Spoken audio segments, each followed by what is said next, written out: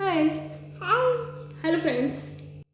Hello friends, मी ऐश्वर्या स्वागत करते तुमचं आणखीन एका नवीन ब्लॉगमध्ये. तर आज होता मार्गशीर्ष महिन्यातील दुसरा गुरुवार. नित्याला मस्त अशी अंघोळ वगैरे घालून तिला मी बाहेर पाठवलं. त्यानंतर इथे खिचडी, दही आणि केळीचे चिप्स वगैरे मी खाल्ले. तर मस्त फुलांचा हार वगैरे करून घेतला. तर नित्याला इथं मेहंदीचा कोन सापडला होता आणि तिला मेहंदी काढायची होती. तर मेहंदी वगैरे तिला काही फारसं माहीत नाही. मेहंदी लावल्यानंतर तिने पटकन हात धुतले आणि 1 मिनिटामध्येच ही मेहंदी इतकी रंगली. म्हणून मी ही काढली तर माझ्या हातावरती ना अशी जळजळ जाणवत होती. म्हणून मी पटकन हात धुतला तर मेहंदीचा इतका कलर चढला होता. म्हणजे या मेहंदीमध्ये किती केमिकल असू शकतात याचा तुम्ही विचार करू शकता.